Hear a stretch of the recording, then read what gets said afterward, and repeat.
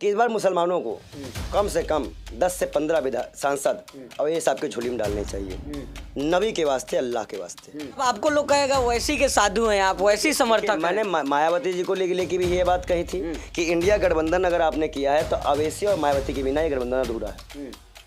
मैं तो कह रहा हूँ अवैसी और मायावती को गठबंधन कर देना चाहिए। तो उत्तर भाई अवैसी साहब ने तो किसी गाय काटने वाली कंपनी चंदा नहीं लिया, भाजपा ने लिया है। बताइए हिंदू की पार्टी कौन, अवैसी या भाजपा? मुसलमानों की बस बात करते हैं ना वैसी। नहीं बाबा, अगर आपके संविधान की बात करते हैं, अगर मैं अपने धर्म का हूँ और मैं जय श्री राम बोल सकता हूँ तो शपथ लेने के बाद नारे तक भी अल्लाह अकबर बोल दिए तो कहाँ से गलत हो गया भाई? सब तो सारी पार्टियां चुनाव लड़ रही हैं तो बी पार्टी नहीं होती है। अब एसी लड़ गई तो बी पार्टी हो गई, बसपा लड़ गई तो बी पार्टी हो गई। बसपा और एसी को ज़्यादा दबाया गया है, दलित मुसलमानों को ज़्यादा दबाया गया है। नमस्कार, आप देख रहे हैं 24 न्यूज में, आपके साथ राशिद कमाल। हमारे साथ पंडित बाल योगी विजय शर्मा जी हैं। इनसे बातचीत करेंगे जिस तरह से लोकसभा चुनाव का जो है पहले चरण का मतदान जो है होने वाला है, तो बाल योगी जी से बातचीत कर लेंगे कि किस तरह से देख रहे हैं माहौल और किस तरह से देख रहे हैं असदुद्दीन ओवैसी की पार्टी MIM को। क्योंकि कहा जा रहा है कि असदुद्दीन ओवैसी ने जो इस बार जो है कैंडिडेट जो उतारे हैं, बड़ी चालाकी से कैंडिडेट उतारे हैं। कहा जा रहा है कि जो सेकुलर पार्टियां हैं उनको जो है चैलेंज किया है कि हम जहाँ चुनाव नहीं लड़ रहे हैं वहां आप मोदी को हरा कर दिखाइए, क्योंकि लगातार जो आरोप लगता है कि भाजपा की बी टीम है। तो इसी मुद्दे पर चर्चा कर लें बाल योगी जी से। किस तरह देख रहे हैं पहले चरण का मतदान होने वाला है, किस तरह से आप देख रहे हैं तमाम कहां किसकी बढ़त मिल रही है? ये फाइनल है और इससे पहले सेमीफाइनल हुआ। मध्य प्रदेश में ओवैसी साहब ने खड़ा कर दी चांदनी चौक में, पागल बौरा जीत गया बाबा। लोगों ने कहा ओवैसी साहब ने जिता दिया, उससे उन्होंने सिर साठ गांठ थी। कांग्रेस, सपा और खुद मुस्लिम नेताओं ने कांग्रेस के ये बात कही कि शायद भाजपा से पैसा लिया तब वो सीट उन्होंने वो जो राजस्थान वाली सीट है उसको जिता दी। 600 कुछ वोटों का मामला था। लो भैया, फाइनल में हमने अपना कैंडिडेट नहीं लड़ाया है। अब ये पार्टियां जो सो सेकुलर पार्टियां हैं, राहुल गांधी ने जुमला दिया। राहुल गांधी जुमला दिया? एक जुमला क्या? उन्होंने कहा था हम नए लोगों को उतारेंगे। कौन नया वो आदमी उतर गया? नाम बता दो एक का।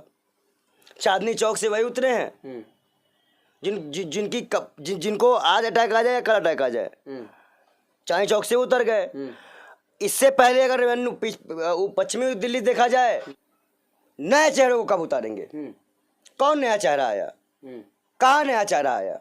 अच्छा, लेकिन आप जिस तरह से पंडित जी आरोप लगा रहे कि राहुल गांधी, मैं आपसे ये बात कह रहा हूँ, एक तो सारी पार्टियां चुनाव लड़ रही हैं तो बी पार्टी नहीं होती है। अब एसी लड़ गई तो बी पार्टी हो गई, बसपा लड़ गई तो बी पार्टी हो गई। बसपा और एसी को ज्यादा दबाया गया है, दलित मुसलमानों को ज्यादा दबाया गया है। मुसलमानों की बस बात करते हैं ना वैसी। नहीं बाबा, अगर आपके संविधान की बात करते हैं, अगर मैं अपने धर्म का हूँ और मैं जय श्री राम बोल सकता हूँ तो शपथ लेने के बाद नारे तक भी अल्लाह अकबर बोल दिए तो कहाँ से गलत हो गया भाई? सबको अपने धर्म का प्रचार करने का अधिकार संविधान ने दिया था। अब आज किसी को बी टीम कह के तो लो भाई, लो हट गया बी टीम, जीत के दिखाओ आप। अकबरुद्दीन ओवैसी साहब ने मुंह पे एक तमाचा मारा है। अगर जीत नहीं पाए तो मैं तो कहूँगा ओवैसी साहब के साथ मैं खुद जाऊँगा, गौसपी कार्यालय बाहर थूक के आऊँगा कि तुम लोग कोई काम के नहीं हो, घर बैठो। आप उत्तर प्रदेश के बाद अगर अकबरुद्दीन ओवैसी ने ऑल इंडिया से पूरे मुसलमानों का ठेका लिया और किसी ने उनका विरोध किया तो उसका विरोध करने के लिए मैं खड़ा रहूंगा। तो मतलब न्याय देखिए, मैं किसी पार्टी की चाटुकारिता नहीं कर रहा हूँ, इसलिए देखिए मैंने देखिए सभी पार्टियों से हमने टिकट के लिए कहा, किसी ने कोई पार्टी ने सुनवाई नहीं की।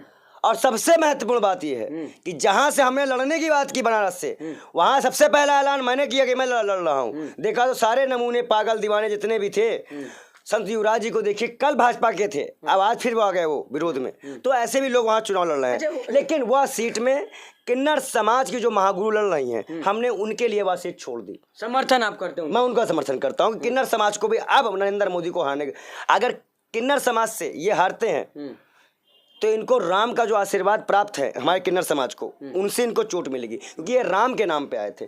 आप बताइए, अवैसी साहब ने तो किसी गाय काटने वाली कंपनी चंदा नहीं लिया, भाजपा ने लिया है। बताइए हिंदू की पार्टी कौन, अवैसी या भाजपा? तो किस तरह से अवैसी या भाजपा?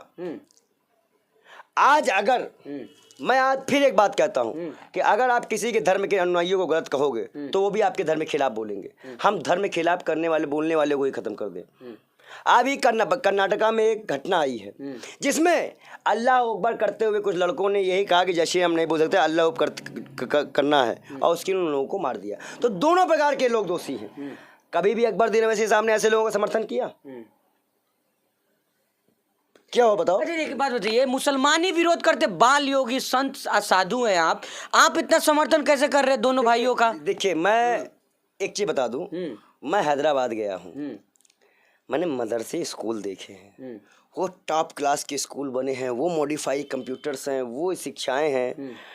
और तालीम में मैंने जब देखा कि मैंने चेक करूँ क्या है कैसा है, मालूम है आपको कहीं 50% हिंदू है, कभी 30% हिंदू है, कहीं 40% हिंदू है। मतलब कोई भेदभाव नहीं है कि मुसलमान ही पढ़ेगा इस स्कूल में, सब पढ़ सकते हैं और सबकी बराबर की तालीम, बराबर की फीस, बराबर मतलब एक बराबर का। संस्कृत भी है उनके विद्यालयों में, संस्कृत भी है। लेकिन पंडित जी आपको लोग कहेगा वैसी के साधु हैं आप, वैसी समर्थक। मैंने मायावती जी को लेके भी ये बात कही थी कि इंडिया गठबंधन अगर आपने किया है तो अवैसी और मायावती के बिना ये गठबंधन अधूरा है। मैं तो कह रहा हूँ अवैसी और मायावती को गठबंधन कर लेना चाहिए। तो उत्तर प्रदेश तो वैसी लड़ी नहीं रहे, फिर क्या कर? नहीं गठबंधन कर लें, तो बनाए हैं ना भाई वो गठबंधन करें। और हम ये कह रहे हैं किंग मेकर ना बन जाए दोनों लोग अगर गठबंधन कर लें तो। किंग मेकर बन जाए? क्यों? अच्छा ठीक है, कल की वोटिंग देखिए मैं आपको कल की वोटिंग पे बता दूं, मुसलमान इस बार पूरा वो है। आज भी मैंने आपको मैसेज दिखा दूं, ये देखिए उसमें भी कहा जा रहा है कि गाजियाबाद से एआईएम का कोई नहीं लड़ रहा है। इसका मतलब मुसलमान एआईएम को मांग रहा है। सीधी बात है, आप इस चीज़ को नकार नहीं सकते। देखिए इस पे क्या लिखा है, एआईएम से तो कोई नहीं लड़ रहा है, देख लीजिए ये चाहे मैसेज नहीं लड़ रहा है। हाँ तो भाई अब क्यों लोग मांगते हैं जब किसी की आवाज़ उठती है कि मुसलमानों पे कोई भी मामला हो। अब ये साहब की आवाज़ उठी है, हम ऐसे लोगों की आवाज़ तो भले दबा दी जाती हो पर उनकी आवाज़ नहीं दबाई जा सकी और उनकी आवाज़ यहाँ तक उठी, संसद तक उठी।